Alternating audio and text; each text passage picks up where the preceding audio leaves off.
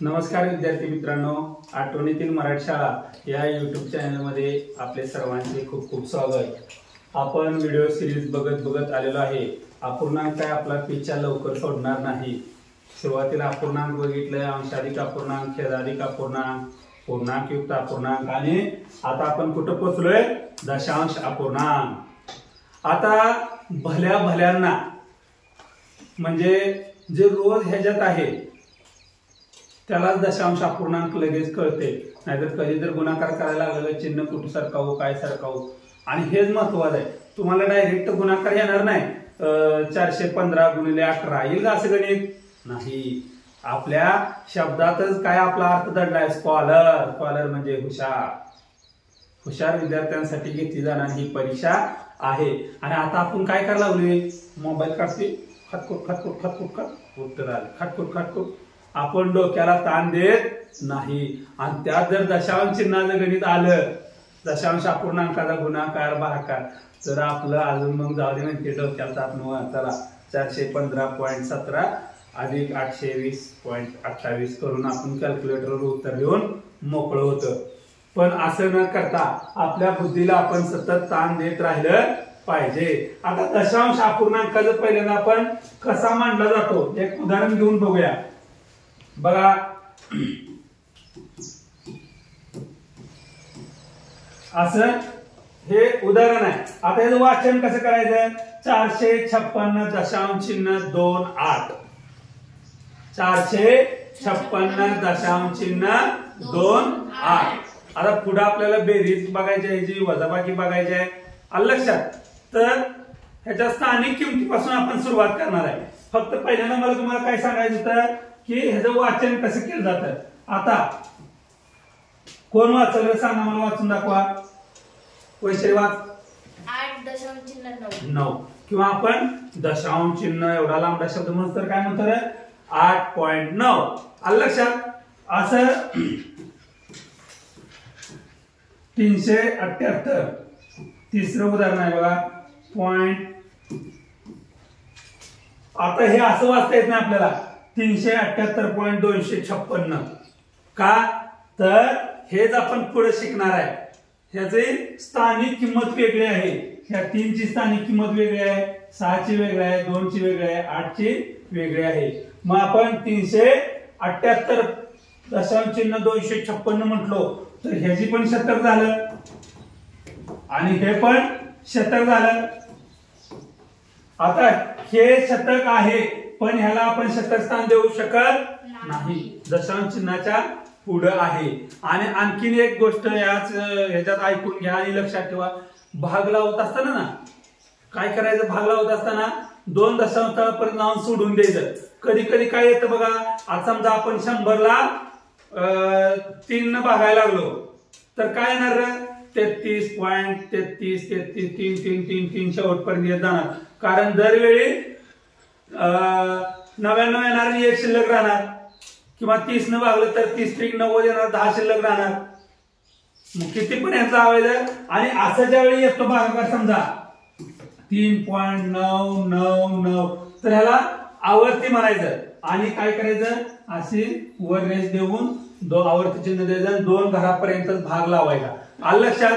तर ह्या दशांश अपूर्णांकाचं वाचन आपण बघितलेलं आहे। त्याच्या आपण स्थानिक किंमत बघूया, आणि स्थानिक किंमत सगळ्यात महत्वाचं आहे, लक्षात ठेवा। आता ते का महत्वाचं आहे, कसं महत्वाचं आहे, तर तुम्हाला एका मिनिटात थोडंसं एक गणित घेऊन उदाहरण दाखल सांगतो बघा। ते आपण पुढे आणखी डिटेल बघणार आहे, तत्पूर्वी तुम्हाला थोडं माहिती असावं म्हणून सांगतो। आता असं आलं 0.9 आणि 0.98। आता हे असं म्हणायचं नाही 0.9 आणि आता इथं 2 घरावर आहे ना, तर ह्याला पण 0.90 समजायचं। आलं लक्षात? त्याला पण 0.90 किंवा आता समजा असा आहे 42 आहे आणि इथं काय आहे 0. आता ह्यातली मोठी संख्या कुठली आहे असं जर विचारलं तर आपला गोंधळ उडणार आहे। कुठल्या ह्या दोघांची मोठी संख्या? 0.42। कारण का तर बघा हे 0.420 आहे आणि हे 0.202 आहे. आलं लक्षात?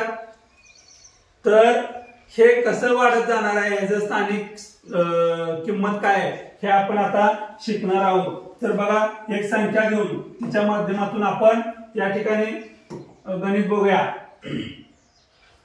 दशांश अपूर्णांकांची ही स्थानिक किंमत कशी मांडली जाते. आता 1 2 3 4 5 6 7 म्हणजे 3412.829.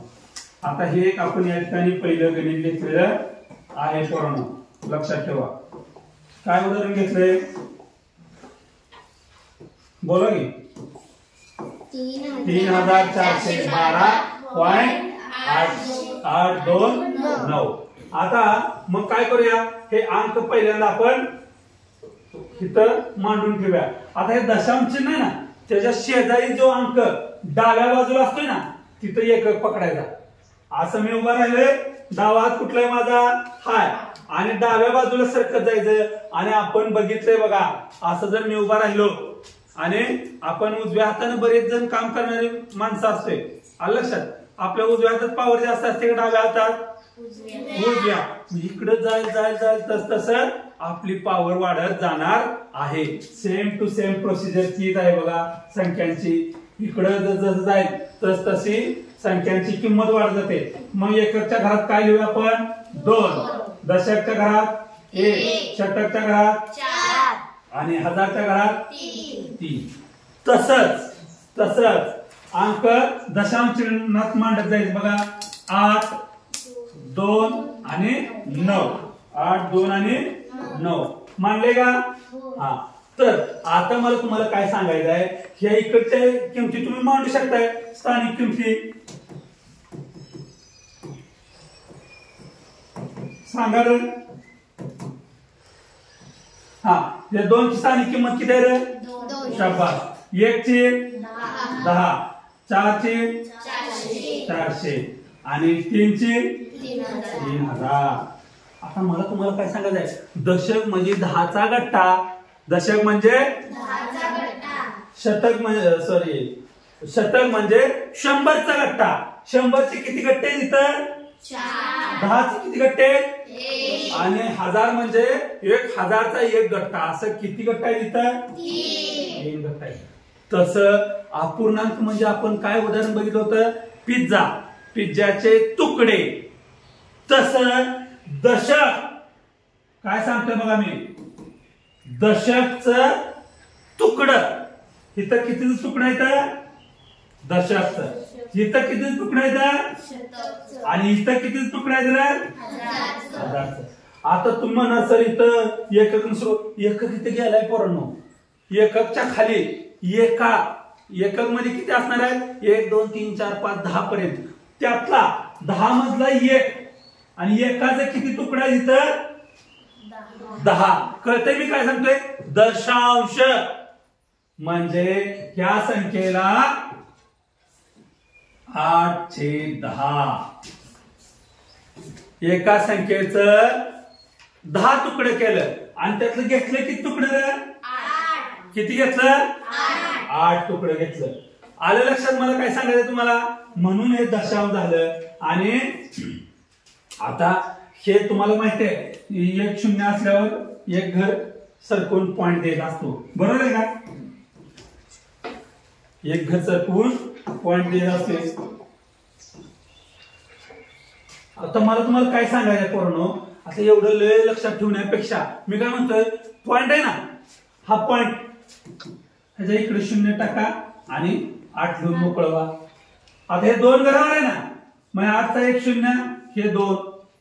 आता इथं खाली येणार आहे बघा, इथं काय येणार आहे, 2/100. 2/100. कारण ह्या 2चं 100 तुकडे केलेत पहिल्यांदा, त्यातले किती तुकडे घेतले, 2च घेतले. संख्येचे एकूण 100 भाग केलेले आहेत, 100 ने त्याला भागलेला आहे. शतांश म्हणजे आलं लक्षात. मग आता काय होणार आहे बघा, 1 2 हे 2 लिहिलं, 2च्या इकडे 1 0 आणि परत दशांश चिन्ह आणि परत 0. मग ह्या दोनची स्थानिक किंमत काय झाली 0.02. 0.02. तसं इथं सांगा मग 9 छेद किती येणार 1000 येणार. आणि मग आता काय करायचं पहिल्यांदा 9 लिहिलं 1 2 3 घरा इकडे यायचं 1 2.0 0.009 आलं लक्षात. आणि एक गोष्ट लक्षात ठेवा पोरांनो आपण आता इथं एक संख्या घेतो मी बघा 352 काय संख्या घेतली मी 352. आता 2 लहान आहे 2 पेक्षा 5 मोठा आहे रे आणि 5 पेक्षा 3 स्थानिक किमतीनं मोठा आहे हे तुम्हाला कळतंय. 2 ची 2 5 ची 50 आणि 3 ची 300 किंमत आहे. सेम इथं पण दशांश तळाच्या कडेला मोठा अंक असला दशांश चिन्हाच्या साईडला जर मोठा अंक असला तर तो अंक मोठा. कसं उदाहरण बघा आता 0.8 0.25 0.9 असा अंक आहे. मग आता आपण काय करायचं दशांश तळाला चिटकून जे अंक आहेत त्यांचा आपण विचार करत राहायचं. इथं किती आहे रे 8 आहे इथं 25 आहे भले पण दशांश तळाला जो चिटकून अंक आहे तो मोठा आहे का त्यापेक्षा नाही.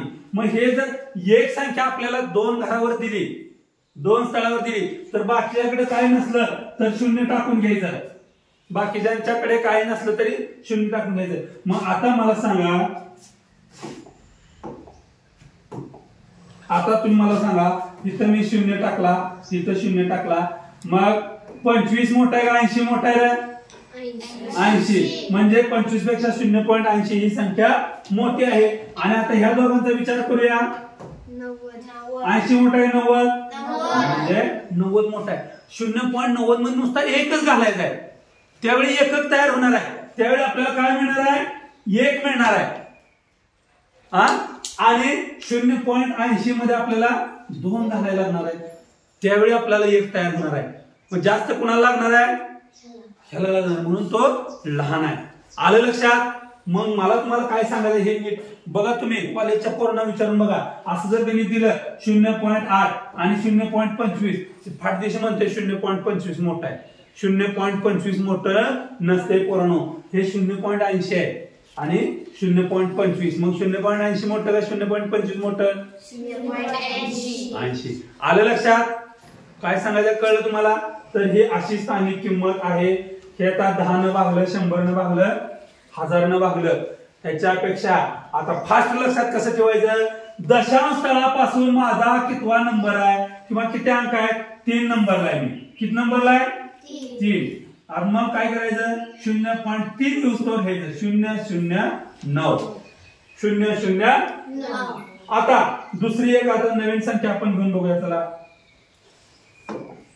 बघा 8.2437 आणि मी असं जर विचारलं की बाबा मला 7 ची स्थानिक किंमत पाहिजे मग आपण काय करायचं आपली जी संख्या दिल्या सरळ खाली जायचं दिलेली संख्या उतरून घ्यायची घेतली उरलेले सगळीकडे 0 टाका. पॉइंटच्या खाली पहिला पॉइंट द्या दिला पॉइंट सगळे 0 टाका 0.007 कळले. स्थानिक किंमत कशी शोधायची लय विचार करत बसायला नाही. हजारांशा वगैरे कांश जाऊ दे तिकडे आपण शॉर्टकट शोधायचा आणि उत्तर बरोबर काढायचं. आता समजा मी तुम्हाला 4 ची स्थानिक किंमत विचारली तर उरलेलं सगळं काय करणार 0.04 0.04 हे 4 ची स्थानिक किंमत असणार आहे. कळले मला तुम्हाला काय सांगायचं ते दशांश तळाच्या कडेला मोठी संख्या असली का ते मोठी संख्या समजायचं. आणि समजा असं दिलं 0.4 0.5 0. आणि 0.5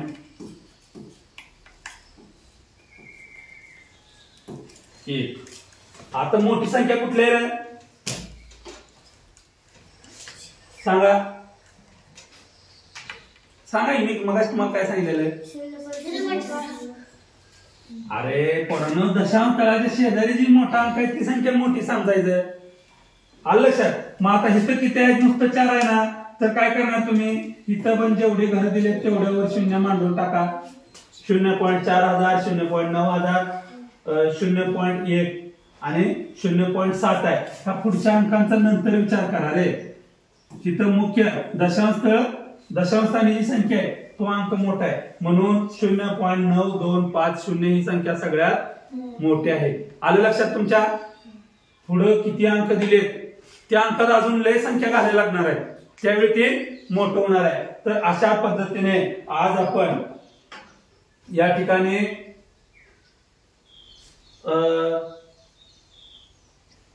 दशांश तळाचा अभ्यास केलेला आहे. आलं लक्षात तुमच्या? कळलं? दशांश, शतांश, हजारांश, लाखांश असं चालू होते आणि इकडं एकक, दशक, शतक, हजार, 10,000. आलं लक्षात? आजचा व्हिडिओ समजला असल्यास लाईक करा, शेअर करा, सबस्क्राईब करा आणि भेटूया लवकरच पुढील व्हिडिओमध्ये, ज्यामध्ये आपण दशांश अपूर्णांकांची बेरीज, वजाबाकी, गुणाकार, भागाकार शिकणार आहे. अपूर्णांक लवकर आपली पाठ सोडणार नाही. ओके.